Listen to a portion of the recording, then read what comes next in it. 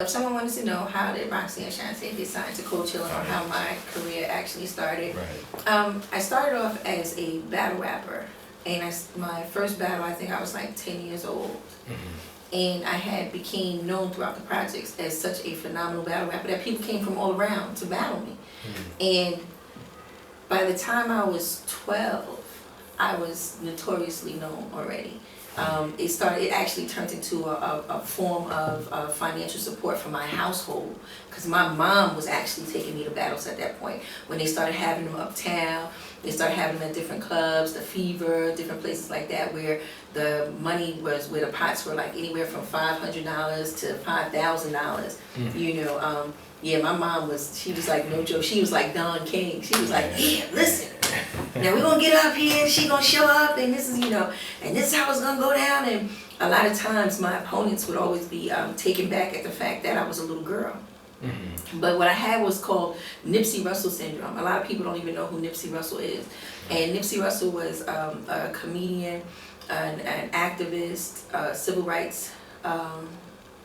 He let me see, what would be the best? He was a Hollywood star of stars for us. You know, he was a positive representation of black at that time, and this was like before the whole title of African American, when we were just blacks. He had that positive black image for us on television. And he had the ability, not just being a comedian, but he also had the ability to make anything rhyme. Like, like sitting at the piano with the coffee cup, some look down, some look up, like everything was always a way of making everything rhyme. And they called it a syndrome when you had the ability to do it. Because if you did not stop it, you would actually talk in lyrical form the whole entire day. So I had what was called Nipsey Russell syndrome. And that made me a phenomenal battle rapper, because you're able to come off the top of your head from what they have on to what's going on. If a car went by, you could include the car. If a bird flew by, you could include the bird. So people knew that it wasn't something written, which automatically gave you that edge. So when I was 13, getting ready to turn 14 years old, I was doing the laundry. And the laundromat that I lived in Queensbridge Public Housing, which is the largest housing project in the world. And I was doing my laundry. My mom was she felt a certain way about laundry. So, clean clothes was everything. It's one of those things where, you never want to be caught with dirty drawers. You always got to have on clean clothes. I don't give a damn if you only got one outfit. You keep that one outfit clean, So we stayed in the laundry. And I was going down to the laundry, and Marley Marl, who happens to be one of the greatest hip-hop producers ever, he lived right above the laundromat. And he seen me going into the laundry, and he said, listen, come to my house, I want to ask you something. And I was like, yeah, I heard you were looking for me, because I was also a person that, because I had so many sisters, if you felt that someone was looking for you and you lived in the projects, you had to go see them. So the thing was like, oh, you looking for me? And he was like, yeah, come to my house. I was like, oh, okay. Just need to know what you was looking for me for, like just being that hood with it and still being that young. And I went to his house, and he said, listen, I got this record here. It's the Big Beat. That new Roxanne song? And I was like, yeah. He was like, listen, I just need you to rhyme a freestyle about it. And I was like, well, what am I going to rhyme about? And he was like, I don't know. I was like, all right. So I figured, okay, well, you know what? Since it's called a Roxanne song, then I'll be Roxanne. So then I just did a whole freestyle of, well, my name is Roxanne, and don't you know, and this is a cool record party. And he was sitting there in amazement like, wow, you just did a whole song about being Roxanne. That's not even your name. And you didn't included the other rappers, you didn't included everything in it. He was like, yeah, we're going to do something with this. I was like, yeah, all right, fine. Just get those Sergio Valente jeans, because he worked at the Sergio Valente jean factory. So I did it for him to get me and my sister some jeans. I didn't do it for a record deal or thinking I was going to be this rapper or anything like that, because my intentions was to already have been someone who was considered an excellent orator, being able to articulate well and having such an attitude. I felt like, okay, I'll be a great lawyer. So, so that's where my mind was focused. Like, I'll just be a great attorney. And growing up in the projects, you see so many people who need an excellent mouthpiece. So that's what I was going to be for them.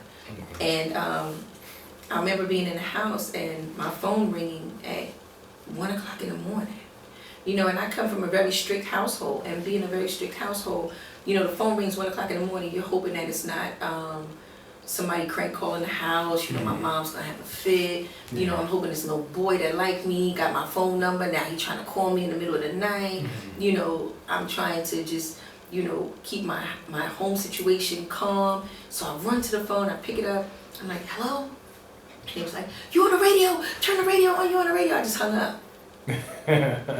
He called back again, Shanté, I'm telling you, you're on the radio right now, I'm telling you, you will be a star. Hung up. So I pinched the phone out. Now this is back in the days when phones could still be pinched out. Like this is before you could just turn them off. Yeah. This is like in the days, because you got to consider like, I have a lot of years out here now. So, a few weeks. And when they finally caught up with me, they were like, listen, we need you to do this. That freestyle that you did, we need you to do it over again. You all on the radio. And they were like, you don't know? Like, you don't know that you Roxanne Shanté, that you're all on the radio? And I was like, look, all I know is, this is what I do for a living. This is how it is. And what are y'all going to pay me to do this? And they were like, okay, look, this is what we're going to do. We're going to offer you this and offer you that. And I was like, yeah. And it was like, yeah. But no record company in New York wanted to give me a shot, because a lot of the MCs that were already on these record labels, like these Sugar Hill labels and all these different record labels that were already here in New York, did not want to give me a shot, because a lot of their MCs were MCs that I had already battled when I was younger. So they still held a certain animosity regarding that. So they was like, no, we don't want her on our label. We don't want her on our label. We don't want her on our label. And so my first shot at making records actually came out of Philly on a label called Pop Art. And that's where I made Roxanne's Revenge, That Fresh Crew, a lot of other, Bite This, like a lot of my Queen of Rocks, like a lot of my classic hits were all done on a record label called Pop Art, which was located in Philadelphia and was ran by two Muslim brothers. And the Muslim brothers, the Goodman brothers, what they did was, they had the same attitude I did, which was a very aggressive attitude. They was like, man, fuck them. They don't want to give you a shot. You can come down here. We got nothing but brotherly love for sisters like you. That's right. You stand your ground. You do what you know. Because I didn't come in the industry like I wanted to be this cute, pretty little girl and all this other stuff. I wore my hair back in a ponytail for a very long time. And now, literally, I wear it up in a bun. But I had very, very long hair. So they weren't exactly sure of what my nationality was or anything like that. So because they see me with the long hair, my real name is Lolita, the first thing they thinking like, okay, well, she must be Spanish, she must be Puerto Rican, whatever it is that she is, we're gonna do it like this. We're not gonna let her do records here. So she's gonna have to find someplace else. So I found some brothers in Philly that was like, listen, you can talk about whoever you want to talk about. You can make whatever records you want to make. You can be you, because this is your label. Do what you want to do. And I did. And so that was the creation of Roxanne Shanté. And that's the reason why my records, I would talk about anybody, say anything, because I didn't have to have a camaraderie with anyone, because at the end of the day, I had a label that fully supported me being me. They supported me getting up on stage saying, okay, you know what? Fuck everybody, this is how I'm going to do the show. They supported that. And I think a lot of that came from the fact of me never wanting to be a rap, seeing anything good in it. I was just good at it. And unfortunately, it's like society is today. You have a lot of our young brothers and sisters, especially a lot of our young brothers, that they don't necessarily want to be aggressive fighters, but they're very good at it. So because you become good at that, then you find out what those things can provide for you, and you just take it on from there. And that's what hip hop was for me. I was just very good at it, but it was not my choice. Still now, as you see, I'm very no nonsense. Like, I'm very no nonsense. Like, I come in, I say, listen, we got this much time, we're gonna do this at this much time. I'm still very no nonsense with it. I'm not a person to sit in the studio for hours. I don't believe in wasting time. I don't believe in wasting money, because my time is money. I don't believe in doing that. So I'm a person, like, a lot of times when I do certain things, I set the bar so high that when other artists come behind me, like, if a producer works with me and I come in and I finish my song in an hour with no drinking, and I've never drank, never used drugs, none of that. So with no drinking, no weed for creativity, no none of that, no entourage, no nothing. I just show up and show out. When the next artist comes in, now the same producer is like, man, listen, She came in here, she was in here for just 5 minutes, y'all been in here for 10 hours, y'all not doing, you know. So it created a certain animosity between me and a lot of other artists. And even today, I work every weekend. Still, I haven't, and I mean, you know my background, you know my career, you know that I've only made 2 albums in 30 some odd years. I've only made 2 albums in 30 some odd years. You've had people who make 30 albums in 2 years. You know what I mean? So, and don't work as much as I work. Like I work every weekend nonstop, you know, and people say, well, what is that? Why is that? Why do you have such longevity? And it's because I've always believed in the importance of a fan and the importance of a show. So when I show up and I show out. You know, I give a hell of a show. You know, I've had people say to me like, you know, you need to be a comedian because you have totally, you know, transcended anything that we could have thought that you would have done. You need to do this. And I say, well, no, you know, I'll still come and host. You know, they've nicknamed me the hostess with the mostest because, you know, I do whatever it takes for people to leave with a Roxanne Shanté experience. You know, I'm a person that people can talk to and relate to because I've been there and I've done that. And I don't hold any airs about it. So when you said to me when I walked in and you said to me, you said, you know what?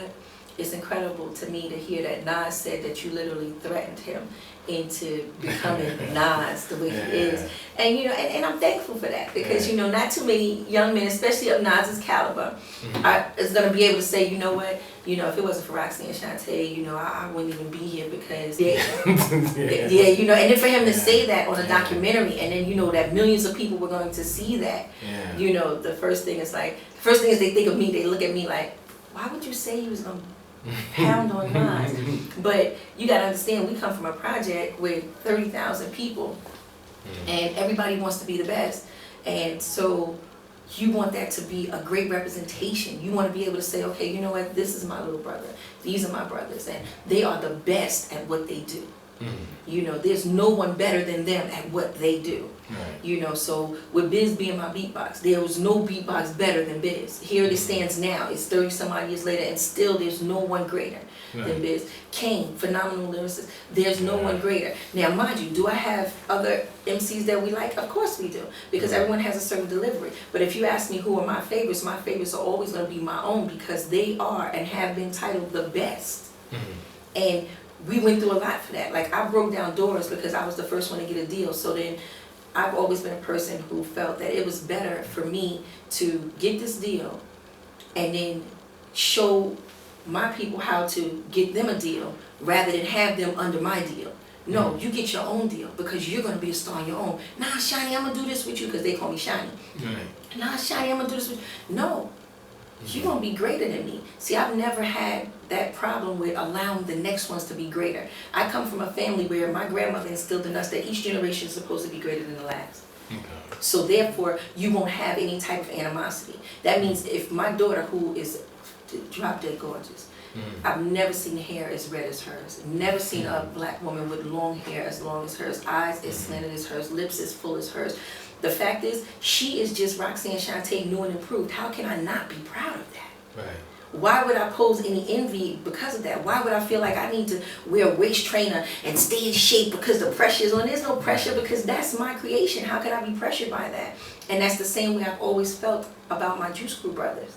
Because the fact is, how can I not sit back and say, they'd be like, yeah, so who Kane, who Biz, who Shan, who Marley, who Coogee Rap, who, you know what I mean? And be able to say, they'd be like, yeah, well, what about, you know, of course, I would expect them to be better than the last. If I came in this with a simple freestyle that was only 7 minutes long, then I expect you to come behind me with an album with 7 hits. You know what I'm saying? And then I expect you to bring somebody that on their album, they're going to have 14 hits. And then the next one's going to have 21 hits. Because this way it won't stop. And it will always be that way. And that's the reason why I feel that Roxanne Shanté has the longevity that she has, is because I was never afraid to see those come and be greater. You know, and that's why it hurt me so much to see the state of the female rapper, because I know what I went through in order for that to happen. Now, whether, you know, most of the time people say, well, you know what, Shanté, why they don't include you on the shows? Why they don't give you awards? Why they don't do this? Why they don't do that? Okay. people have never been able to give me accolades to validate myself. I've always validated myself, so I need no validation from anyone. I never have. Right. You know, and I never will. You know, Shanté I'm the best Shanté I know. You know what I mean? And that's what I am. And I came at a time where there wasn't even a title for female rapper. They came up with that title because of me. Because the fellas felt that, you know what, Shanté, you are now, I don't know if you know the story, but I'm sure you can Google it and find out the story, or you know, they'll tell you all about it. But there was a thing called World Supremacy that they had for rappers, and I entered it, and I was 15 years old, and I had battled the entire day because it was almost like going through the Final Four. It was almost like you had to go through brackets in order to do it. So you figure if I started here, I had to battle 8 people before I got up to here. So now I've battled all day long. All day long. And I get to the final circle. Now I made it. Don't know if everybody got to the final circle. Last person left is Busy B. Let's see. So the judges are like your Curtis Blow, Kumo, these like the greatest of the great MCs are there. So when I battled Busy B, which we all assumed that, okay, I had already won. That was it, it was done. Curtis Blow said, well, what does she need to lose? And they said, man, she couldn't lose unless you gave her a 2. But everybody else gave her 10s. But the only way she could lose is if you gave her like a 2. Because, you know, out of respect, they had gave Busy like 9s and 7s and everything else. So he was like, all right. He wrote number 2 on his sheet, turned it around. And I lost. First and last time I ever cried publicly at a battle. You know, because I wasn't used to losing it, and I was like, and this was not fair to me, because I battled all day long, voice damn near gone. I done went through everybody, like all of the new jacks, all of the great ones. I done went through everybody in order to get to this point, and knew that I had it in the bag, and then he gave me a 2, and I lost. And I didn't talk to him for years, like years, maybe decades. You know, and me and Curtis are very cool now.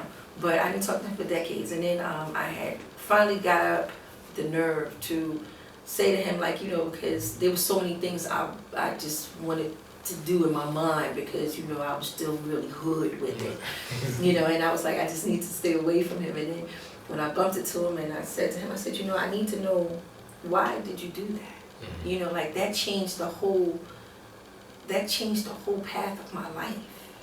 You know, being World Supremacy would have taken me to a whole different level of undisputed. Like there would have been nothing anyone could have said, you know, with that title. How could you do that? And he told me, he said, you know what, at that time, Shani, hip hop was still new. And there was no way in the world we could allow the best to be a 15-year-old girl. They had never took it serious. The best in the world could not have been a 15-year-old girl from the projects. It just could not have been that way. You know what I'm saying? You were already getting ready to be a teen mom. They knew that you was out the group home. The best of hip hop, this new thing called hip hop, this new phenomenon, this thing that the world is getting ready to take on, the best in the world just could not be you at that time. He said, and even though you were the best, he said, I dream about that every night. He said, I think about it every night. He said, look how good your life is right now. Look what a lot of us are going through because we took that path. And I was like, no, I don't want to take it that serious. I don't want to make it seem like, oh yeah, because you did this, curses to everybody, you know, I don't want to feel that way. I don't want that on my head. But when he told that to me, I kind of understood, because it is such a male-dominated industry. Even the music is, you know, anything that has to do with the entertainment industry is very male-dominated. So I guess if the best in the world would have been a 15-year-old girl, they'd have been like, oh yeah, this is definitely a fluke or a fad or a phase, and you know. So I took that one for the team, and you know, and I bowed out gracefully, you know, and I was okay with that, you know. But when I sit back now and I think, here it is, you know, 2016, 2017, about to come in, and they just done a movie about my life, Forrest Whitaker, Pharrell Williams. You know, when somebody comes up to you with millions of dollars and says, you know what, your life is worth a movie. You know, you say, damn, I must have really done something right. You know, for people to see that and say that, you know, for little girls to come up to me and guys to come up to me and say, you know, you're the reason why I'm in the industry, because, you know, I don't have the best of the best voices. My octave is super high. So, you know, I don't sound the greatest coming through the radio. And a lot of times people heard that and was like, well, you know what, if she can make records, I know I can. So even if it was a negative connotation to make it a positive inspiration, I'll deal with that. You know, I can take that. You know, the fact that I've, you know, my son, I've raised my son has been exposed to everything. He was hip hop's first baby. You know, had him in the clubs 2, 3 o'clock in the morning. You know, he's been around hustlers, everybody, all his life, and has still kept a very straight and narrow path, and has been, and is someone that you can admire and someone that you like to be around. Like, not a lot of adults today can say that they like their children as people. Like, I love my children as people, which has shown the job that I have done as a mother, to be able to say I can be in the company of my adult children and enjoy that. And people meet my adult children and say, man, you know what? You did a great job with them, Shanté. You know, besides the fact of telling them, like, yo, your mother was a big inspiration for me, but for them to say in the same breath, turn around towards me and say, you know what? You did a great job with them, Shanté. Knowing, you know, the tools that I didn't have. You know, knowing that I learned this along the way. Knowing that he was raised with hip hop. You know, so for people to say negative things regarding hip hop, you know, that bothers me, because my children are hip hop. I mean, from the moment they come out to the, you know, hopefully to the moment they go in. But the thing about it, from the moment that they came out, they've been hip hop the whole time. So it's not hip hop that does that. That's just people. You know, and I hate when people put that tag on hip hop. Like, hip hop is such a negative aspect. Hip hop does such negative things. You know, I create a whole positive story from hip hop. Like, if it wasn't for hip hop, where would I be? Who would I be? What would I have done? Because I know where my path was going. Because I know where my mind goes sometimes, so I know where my path was going. Okay. Let's talk about the times, and also, did you ever feel any pressure being around like those guys? I mean, how did you feel? Because, you know, like, when you look at like other female MCs, like when they were around, I'm not gonna say any names, but when you see them in crews, you kind of like, you know, one of them, somebody was writing for them. Let me be honest about that. And the other one, they kind of seemed a little bit more dominant because they didn't have the lyricists around them. They only had one great lyricist around them, but the other one, that was just, she just had the crew around her. But she had one of the best of all time, in my opinion. And then the other one had somebody writing for him at one point. I'm pretty sure you know what I'm talking about. But, I mean, did you ever feel any type of way like that, what they went through? Well, I could never feel the way that they went through, because, see, they went and joined a crew. I created one. So there's a big difference. You see, I was me, and then I brought them on, as opposed to them wanting to join another crew. See, they became the female member of a male crew. I was a female with an all-male crew. So there's a difference. So no, I would have never felt the way they felt. Okay. You know, that would have never happened. I think it's because, and also too, like, I think we went through different stages, and we went from Shani, our sister, to Shani, mom mode. Then when they start having kids, I became Auntie Shani. You know what I'm saying? So unfortunately, a lot of other females will never be able to experience even that family growth process, because they may not have started off family. See, I've never slept with any of them. Those have been my brothers. There's never been no rumors. There's never been no, you know, you've never heard that. You've never heard, oh yeah, you know, Roxanne Shanté slept with this. Now you heard Karis once say Roxanne Shanté was only good for safe, but that's because he didn't know. He kind of, and he just needed anything else that was going to rhyme with the words that he used. You know, shout out to Chris, because I love him too, and we have a great relationship also. I was gonna ask you how you felt about that. Like when you, I mean, back then. I know now, you guys probably, everybody's like looking back like, oh, that was, you know, back then. Like, damn, like, what was we thinking? But like how did you feel when you first heard that? Because that kind of was like, I was over, you know what it was? I was overseas when that song came out. So when I returned back to the States, they were like, did you hear that new KRS One song? And I was like, what KRS One song? Like, I like KRS One, you know, what KRS One song? And he was like, you ain't gonna like this one. And I was like, well, let me hear it. He's like, all right, so he put it in. And I heard, the bridge is over, the bridge is over. Yeah. I said, okay, well, you know, it's catchy. I'm the garbage, see, now with the call BDP, you can't see. And I was like, Marley. And then Marley Marl always rapping like they gay. Now, see, that shows you how much I've listened to it, because I know all the lyrics for it. But then again, being a true hip hop artist, great songs are great songs. You're gonna remember them for your entire life. Yeah. You know, and then when it came to my part, Yeah. I said, get Kane on the phone. Somebody get Kane on the phone. Get Kane on the phone right now. You know, and then Kane was like, what's the matter, Shawty? Because you know, he's always had this real calm, soothing, Big Daddy Kane voice, even when we was younger, you know. And then he'd come, what's the matter, Shawty? And I was like, did you hear that song? And he was like, yeah, I heard it. We'll take care of it. I was like, okay. And then hung up. See, I was comfortable with that. I was comfortable with that. Because they say we're going to take care of it, we're going to take care of it. I'm comfortable with that. Because when you know that you're a woman of your word and you have a crew and they're going to keep their word, you know that whatever the outcome, whether we was going to make a record about it, whether we was going to go see them, whatever the case may be, when they say that it's going to be okay, it's going to be okay. And I was okay with that. So I remember seeing him, and I think he talked about it in one of his interviews. I bumped into him at a bank. Yeah, I bumped into him at a bank. And again, you can Google it. I think he talked about it in Beef, where I ran up on him in the bank. Now, you know, I've been around fighting guys all my life. So, you know, he was just going to be another one on the list. And I just ran up the bank and told him, hold my baby, listen. Why you say that about him? He was like, wait a minute, hold on, wait a second, wait a minute. You know, and now that just shows you how hip hop is, where we all dealt with the same bank. Because we all dealt with the same accountant, we all dealt with the same crooked lawyers, we all dealt with the same crooked companies.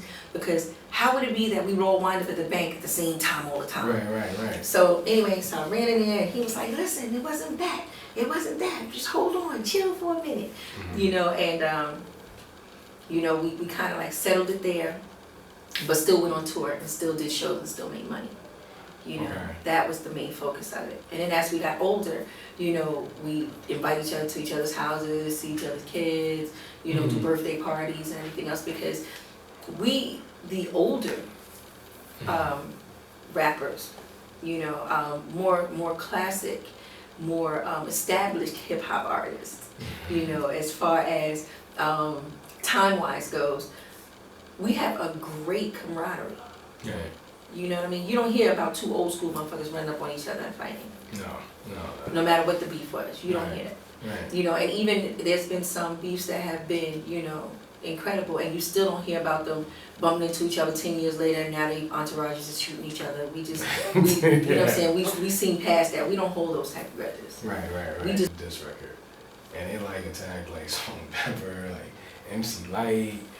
I'm Yo-Yo. I'm like, what is she doing? So I was like, yo, where is this coming from? Like, because it kind of came out of nowhere, and like when the radio started playing, I was like, yo, like what inspired? Like I didn't get where you were going with it. Like what was the cause of it? Because you know, usually, you know, just from in the era that I grew up in, like usually you'll see it coming. You know, like, oh yo, this crew. And they come from this, so eventually they're gonna bang. You know what I'm saying? Like a record's gonna come out, they're gonna go against each other. Or subliminal shots. That record came out of nowhere. Well, I never believed in subliminals. Because I don't want the wrong person to think that I was coming at them. So I never believed in subliminals. In life, you just can't do that. You know, if you have a problem with someone, I think you need to go to them directly. You need to say their name. There needs to be no guessing. Because the consequences can be high. And you don't want the wrong person to think you're coming at them. That's why sometimes some rappers can say one or two subliminal lines, and then the next thing you know, he got 55 rappers responding because they all think it's about them. When in all reality, you could have just had that one person and dealt with that one person one-on-one. So you don't really want to sit there and guess. So I never believed in subliminals, and I've never been scared to say like, oh, I wonder what they're going to say. So no, I want you to know who I'm talking about, so I'm going to say your name, and I'm going to put you in it, and then that's what's going to be done, and that's how it is, and that's just been a Roxanne. That's why still today when rappers do something and they say names, the first thing they go back to is, oh yeah, well, you know, they're doing like Roxanne Shanté. They you know, they're going to do it, they're going to say names, because I was never afraid to say names. I think that was a coward's way out. I don't believe in subliminals. Because, you know, if it's going to be a real ass one, it's going to be a real ass one. They want subliminals about that. You know, what's going to be is going to be. I stayed again because I did a lot of traveling. See, I knew what it was like to go on tour. I knew the benefits of tour. I toured like a rock band. I stayed on tour for years and then come back home, and then go on tour again for years and then come back home. So I had the whole rock band effect. I'd be out on tour for months and would come back to New York and not even know what was going on. And I came back to New York and had to do a TV show at the time. And when I did the TV show, this was like before they had your Jerry Springers and all of that other show. They had this other TV show. And what happened was they had booked all the girls on the show, but I didn't know that because I wasn't in town. So when I went down to the TV show, all the girls were there. And I was in the green room, but I'm in the green room with like the real Jerry Springer type style in the green room, but I'm just talking to my people, but there's nobody else in the green room until it's time for me to walk out on stage. And when I walked out on stage on the TV show, all the girls were there. So when I walked out, you know, me not really caring about television or anything. I said, what the fuck is this? Yeah. Like, who said this? Like, so what is this? And then they was like, oh, but you said this and you said, I was like, you know what? But at the end of the day, everything I'm saying is true. I stand by it. And does anybody want to fight? They's like, oh no, wait, we don't want to fight. But obviously you do, because if you brought me here, and if you know anything about my past, then you know how I can be. And you know that this right here in this closed environment is just not going to be very good for us right now. So what we about to do? She's like, you're going to commercial. I was like, no, why we got to go to commercial? You know, no, we here now. You know what I'm saying? I'm not taking shit back. I said it, you know. But what I have done regarding it is because what I have done is to stay in that 6Ks, just like how most women who wear size 9 wear 7, that was fitting in the same shit. Alright, so alright, so we elaborate on this record. Alright, so 2 albums in, it seemed like you just kind of like something changed, like you fell back. So I want to know what was the reason, like why after the second album, why didn't you keep going?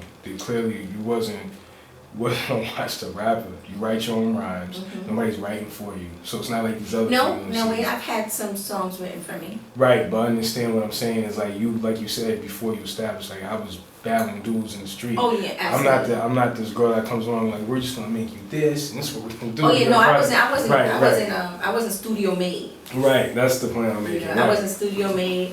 You know, I wasn't office created. Right. You know, I came in as natural. I am who I am. They've ever inked anything for me, and they've never inked everything for me.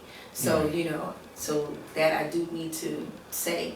You know, because when people say, well, you know, do you write your rhymes? And I say, well, no, none of my rhymes was written. Everything I did was a freestyle. And then they would touch it up and be like, okay, well, you know what, Shani? You said 17 curses in 17 seconds. We gotta go back and take some of that shit out. You know, and I was like, oh, okay. So then I was like, all right, so good, let Kane take it out. Let G-Rap take it out. Right. You know, and then call me when it's finished. So that has been the case for me. But I got tired of hip hop. Hip hop was not paying me. I had already had a taste of the streets, so hip hop was not paying me what the streets was paying me. You know, I've always had furs and always drove really nice cars, and you know, always been in the hood and everything else. And hip hop just was not doing that for me. The record company was doing a lot of stealing. I didn't know about writers. I didn't know about publishing. I didn't know about ASCAP. I didn't know about, you know, all of these different things. These are things that I found out about later on. Now I'm on top of my paperwork, but it wasn't always that way. Because they don't encourage that. They don't teach you that. Especially as a female artist, they never said to you, okay, listen, you can create your own record company. This is what you can do. You know, these are the things that you can do. Like, I was so impressed at the fact that God Bless the Dead, Scholar Rock had his own record company.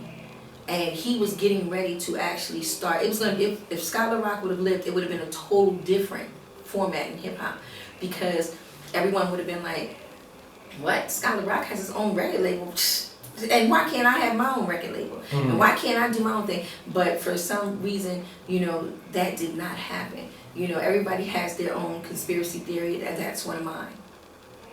That's one of mine. Right. You know, one of my conspiracy theories is that's what stagnated a certain level of hip hop for us, was the death of Scholar Rock, because he had started his own record company, he had started his own publishing company. He was getting ready to teach us how much money we could really make from this, because he was one of those who went to college. He was one of those who was a business major. He was one of those who knew what we could do, what this could be. But we just weren't ready for that, I guess. The universe just wasn't ready for that, you know, and we lost a really great moment in hip hop when he passed away because of what could have been. Because I damn sure would have had Roxanne Shanté records. Because I'd be like, what? Who's he to have one? I want one too. Right. And Kane, you want one? And Biz, you want one? Right. Shan, you want one? You know, we'd all had all types of records. And even though we did create businesses later on, I'm just saying they would have started a lot sooner. Right.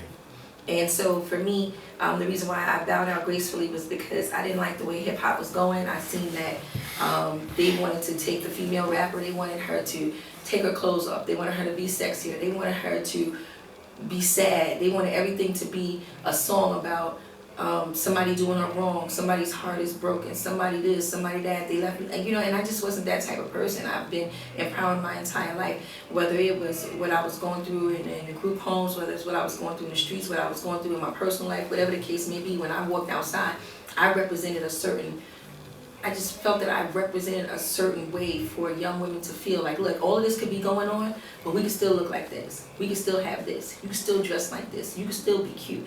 You don't have to be high yellow to be cute. You didn't have to have, you didn't have to have super straight hair to be what everybody wants. Because look, I'm Roxanne, and my hair is nappy as hell. You know what I mean? I have a lot of it. Right. At the time, it was like to my elbow, so I had a lot of it. Right. But still, the fact is, you can be brown skinned, and they hated that so much that when they went to get other Roxannes, they made sure that they got them lighter. First, they went and got a light skinned Roxanne, and then they went and got a Spanish Roxanne. So I was just sitting waiting for them to get a white one, because I was like, they can't get no lighter. Like, so what they gonna do? Right. And each time they would get a new Roxanne, I would make it my business to destroy her, just because I felt that you're not going to sabotage this image of the brown skinned girl being able to come out here and stand toe to toe with the guys and make it do what it do. And no, I'm not gonna be the ugly boy-like girl either in order to be a great MC. You're not gonna put that on me, like in order for her to be a great MC, she needs to be close to being a guy. Mm-hmm. No, I'm gonna be a girl all day long, and I'm gonna be a pretty girl, and I'm gonna have a nasty mouth, I'm gonna have a nice knuckle game, and these are the things that you can have being a brown skinned girl. I'm not gonna let you change that. And I felt that that's what the industry was trying to do. They was trying to push in, like, when you do videos, so listen, the people you're gonna put in your video, everybody next to you is gonna be light skinned. Why? Everybody next to me is brown skinned. Even though I have sisters that come in all shades and tones, like my own birth sisters come in every shade and tone. But the fact is, where's the representation of who I am? Where's the representation of the project girl? And I'm not doing no magazines and no album covers without my son. And they were like, well, you're promoting teen pregnancy. And now look at this, 30 years later, they got shows called Teen Mom. Y'all wasn't ready for me. But you didn't want to show a teen mom who was working every day. You didn't want to show a teen mom who was doing a better job of being a parent than most adults. You didn't want to show that. You didn't want to show a teen mom who kept her child with her. When you ask me where my child is, 2 o'clock in the morning, oh, he right over there. You ask me where my baby is in the morning when I get up, oh, he's right here in the bed with me with no man. Right. You see, no millions of uncles coming through the household. No, none of that. You know what I'm saying? None of that. So I was able to stand strong in that, but you didn't want to put that. You didn't want to represent that. So they told me, okay, well, you can put your son on the back of the album cover. You can't put him on the front of the album cover because we need to display it a certain way. So I was like, okay, fine, as long as he's on the album cover. So if you look at my albums, you notice that my son is on the back of my album covers. And the only one that he wasn't on was my final album, which was The Bitch's Back, which had a picture of me with a gun because I was just so fed up. So it's just my leg. So I said, okay, fine, my son can't be on the cover, well, neither will I. So I just gave him a picture of my leg. Wow.